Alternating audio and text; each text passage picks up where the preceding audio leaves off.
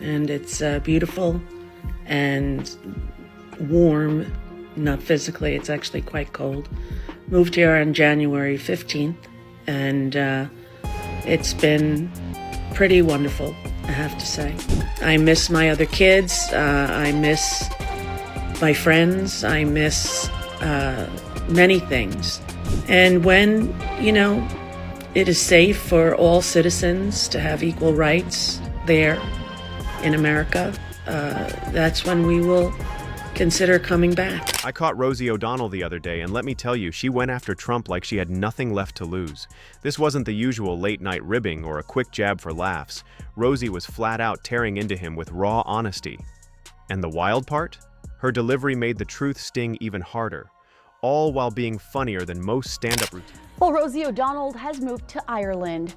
The comedian posted to TikTok Tuesday saying she moved away from the U.S. on January 15th. Her 12-year-old child, Clay, joined her in that move. And O'Donnell says she is working on getting her Irish citizenship. Her grandparents are from that country. And in that TikTok, she says her move was prompted by the current political climate in the U.S. Stand-up routines. What really cracked me up is finding out she's in Ireland now. Rosie straight up packed her bags and said, "Yep, give me sheep, non-stop rain, and Wi-Fi that cuts out mid-Zoom call. Anything's better than staying in America with Trump still lurking around." That's not just relocation. That's a full-blown protest with luggage. I was shocked, I really was, but this is what an authoritarian government does. This is what they do. They try to silence the artists. They try to silence the truth tellers. They took all of these amazing pundits off the television, Terry Moran, Jim Acosta. And once ABC and CBS gave in to the bribery, gave in to the blackmail that Trump threatened them with lawsuits that were bogus, and they gave him millions of dollars. Now let that sink in. You have someone born and raised in this country, someone who made her career here, someone who literally became part of American pop culture. And she's like, "Nah, I'm good. I'm going to Ireland." To her, Ireland was her safe haven where all citizens have equal rights, unlike America where she's been tormented by Trump. Talk about pop culture, politics, and I mentioned his bankruptcies, and I mentioned all of the sexual assault charges, and I mentioned that he was not, in fact, the businessman that everyone thinks he is because of the show The Apprentice, where they sold a bunch of lies to America for over 10 years. And that's not some casual move. That's not hopping from one state to another because the governor bugs you. That's packing up, crossing the Atlantic, and rebuilding your life. All because one guy made the air so toxic, you'd rather sip Guinness in the drizzle than stick around for his never-ending circus. Yes, because that's what he has the power now to demand that people lose their jobs, to call out private citizens like myself or like Bruce Springsteen, who spoke out very eloquently about him as well. And this is what they do. They try to silence people, and they put the fear of God in everyone that they're going to lose their jobs. And honestly, I get it. Trump has this uncanny ability to make every room feel like the noisiest, gaudiest casino lobby you've ever stepped into. Even if you're not playing, you somehow walk out broke. That's the vibe he brings. And Rosie? She's been tangled in this feud with him for years now. You're not here as a visitor, you're here for the long haul, you're applying for citizenship. What made you up sticks from the States and join us? Well, there's the President of the United States that has it out for me and has for 20 years when I told the truth about him on a program called The View. But honestly, it doesn't even feel like a feud anymore. She's not tossing jabs just to grab headlines. Instead, she's sharing stories about him the way someone would vent about the most unbearable boss they ever had. The kind who makes you question your life choices. Only difference? The punchline is that this nightmare boss somehow climbed his way into the presidency. 51 missing, 51 dead, more missing. Children at a camp. And when the president guts all of the early warning systems and the weathering forecast abilities of the government, these are the results that we're going to start to see. Here's the twist. Rosie didn't just stop at "I can't stand him." She dug deeper, exposing the real picture of his so-called leadership. The dishonesty, the bullying, the endless chaos, the way lying comes as natural to him as breathing. And she delivered it all with a fearless confidence that made you lean closer, knowing she's absolutely unshaken by him. You've left America Yes. because of what's been going on. Because of him. I read Project 2025. That was pretty much the foundation of what he wanted to do. And I said, I have to get out of here. And I left before the inauguration on purpose because for 20 years, he's been using me as a punchline in all of his jokes. Most folks, even politicians, act like they're tiptoeing past Trump, afraid to stir the beast. But Rosie? She strolled right up with a frying pan and smacked the cage, basically saying, let's test if he's really asleep. No fear, no filter, just straight up boldness. Put this country in so much danger by his horrible, horrible decisions and this ridiculously immoral bill that he just signed into law. As Republicans cheered, people will die as a result, and they've started already. I have to admit, I was surprised when she started talking about how unsafe she felt in America under his leadership. You don't expect someone like Rosie, loud, tough, always ready with a comeback, to admit that. But that's the truth. She said she felt so uncomfortable with him having power that she didn't even want to live here anymore. Rosie posted in her Instagram page calling out Trump without fear or favor about their long feud. According to her, she is everything Trump is afraid of. What Donald Trump is doing is trying to become an authoritarian, a dictator, and he is the worst thing that ever happened to this nation. And I totally disagree with you saying that he didn't have anything to do with the insurrection, that he didn't instigate it, plan it, demand it of his fans, because he did, Bill. And that hit me, because how many of us think about leaving but never actually do it? Watch what I mean. People love to talk about moving to Canada every election cycle, but Rosie actually did it. She's living that I'm out of here dream that everybody else tweets about but never follows through. Individual, and it's very dangerous to be in his target range. And for 4 years when he was in last time, it was not a good time for me. And I have a little child who's 12 who has autism, and I have to be on top of my game. You know, I have to be mentally and emotionally there and present. And I didn't want to be distracted by him or have him play such a major role in my reality. Now, Trump being Trump, you know he couldn't resist.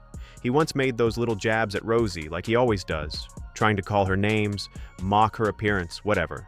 It's his tired playbook. And yet, when she fires back, she does it with receipts, with detail, with a level of truth that makes you laugh and wince at the same time. Ireland is known for very happy, fun-loving people, great attitude, many in this room right now that I've met.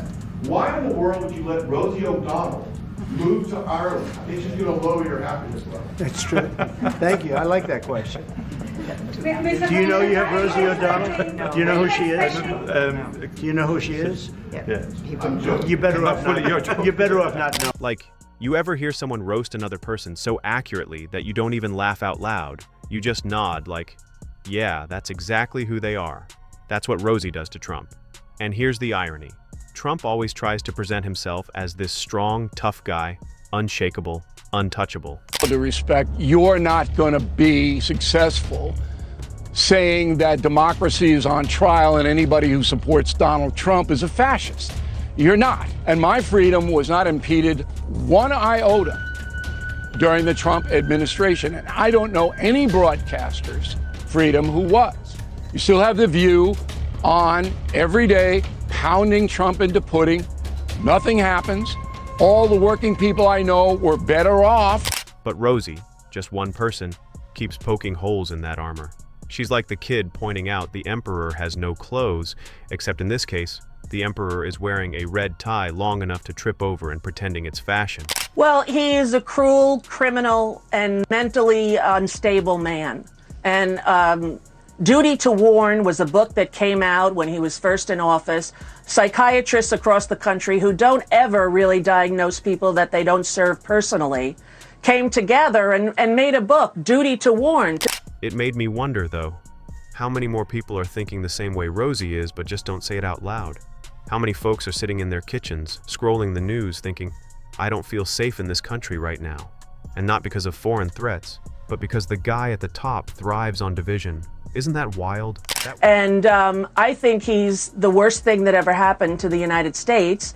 And his cruelty knows no bounds. And when he is upset and humiliated and embarrassed, he has no control and he goes apeshit. Can I say that? That one man can make people question their own citizenship, their own belonging, their own comfort in a place they've lived all their lives. Rosie even joked about how much calmer life feels in Ireland. She said, "You don't have to wake up every day bracing for some insane headline that changes the whole mood of the country." We get another 9 months of Stephen Colbert. And shame on Paramount. And shame on all of the corporate media companies who are bowing to him and kissing his ring and sucking his you-know-what. Because this is the worst human that's ever been in the office. Bar none. Imagine that. Waking up and the biggest news is about sheep crossing a road, not a president tweeting like a teenager with Wi-Fi for the first time. That contrast alone tells you everything you need to know about why she left. Professor, I want to ask you about this. Rosie O'Donnell, I want you to take a listen to what she said to Jim Acosta regarding President Trump and his relationship with Jeffrey Epstein. Take a listen to this. We still don't know why his name appears multiple times in the Epstein We do know why, is Jim. Donald Trump. We all know why. Yeah. You have to know why. Why else do you think he paid $1 billion to Jeffrey Epstein over the time of their friendship? $1 billion. And I'll be honest, part of me respects it, because it's easy to sit around and rant about Trump from the comfort of your couch. It's another thing to uproot your life and actually make a stand in the most personal way possible, by saying, "I can't live under this." That's not just an opinion. That's a whole relocation plan. Birthday book, here's to all the secrets. So there you have Rosie O'Donnell defaming the President of the United States, lying that President Trump paid Jeffrey Epstein $1 billion to keep quiet. Could she be sued? I know he's a public figure, so the rules are kind of different here, but what are your thoughts? Of course she could be sued. There was malice there, and I would... You know what else gets me? Trump probably thinks he's winning every time Rosie talks about him. He lives for attention, good or bad. But what he doesn't realize is that Rosie's version of attention isn't about him. It's about showing people how absurd he really is. She's like a mirror that doesn't flatter, doesn't filter, just reflects. And people need that. Trump even went as far as threatening Rosie to revoke her citizenship, but trusts Rosie because she always has a reply for him. His first go-round, it was very difficult, and I got myself into some bad places. You know, I was very, very depressed. I was overeating. I was over-drinking. I was, I was so depressed, Chris. I can't, it hurt my heart that America believed the lies about him. Because after years of the guy bending reality, you need someone blunt enough to say, no, this is what's really happening. And Rosie's not wrong. He did divide people. He lied constantly. He did put himself above the country over and over. And she's one of the few who doesn't sugarcoat that. She doesn't dress it up in politics or strategy. She just says it, plain. Which, honestly, might be why it stings him so much. But think about it. How wild is it that in 2025 we're still talking about Trump and Rosie O'Donnell? If you enjoyed leaving a like and subscribing, more videos are on the screen now.